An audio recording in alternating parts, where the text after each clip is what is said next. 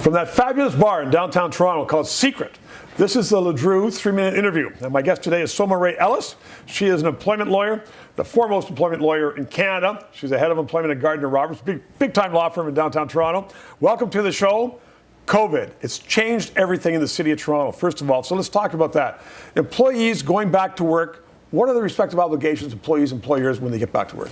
You know, the first thing employers have to do is, give some thought to their protocols of returning to work. They should all have a policy. The policy should talk about when are they returning, what are the expectations? Are they staggering days? Are they staggering the hours?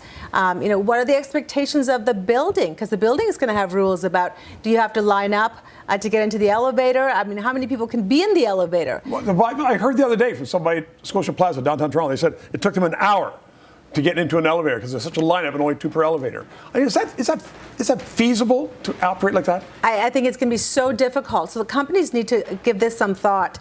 And then employees need to understand what work's going to look like when they return, because it's not going to be the same. You can't run into the elevator, so you're going to have to come to work a little bit earlier to get in. And then when you get in, there's going to be protocols around using public spaces like bathrooms and kitchen areas. And so companies... Well, you have a plan to go to the bathroom an hour before you think you have to go to the bathroom?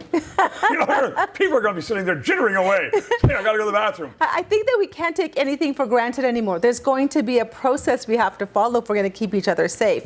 So it's really, really important that companies put together a policy and let their employees know what's expected of them. And if employees are saying, for instance, use the bathroom, saying, well, I got to go to the bathroom. I don't have time to wait for a half an hour because it's going to be on the floor, and they just go.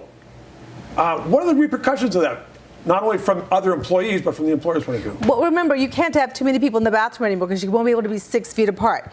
And so the companies are going to have to say that if you don't follow these rules, you're going to be reprimanded. Really? Okay. And so there's a whole new discipline that's coming into place. And is it going to be realistic to keep that going for a long time, do you think, Soma? I think this is going to be so difficult. A lot of the larger corporations where their employees can work remotely have said, you know what, you're not coming back until next year or until we have a vaccine. Because it's just going to be impossible even just to get people into the building, to do it in a socially distanced way. What about people that work in factories where there's not a lot of distance between them? Yeah, that's a challenge. And I think that it's important that they wear masks. And then they try to keep 6 feet apart. But some jobs you can't do 6 feet apart. No. Like construction, you're hanging out. In Britain this morning, they said it's 3 feet now instead of 6. And so maybe we're going to see what Health Canada says.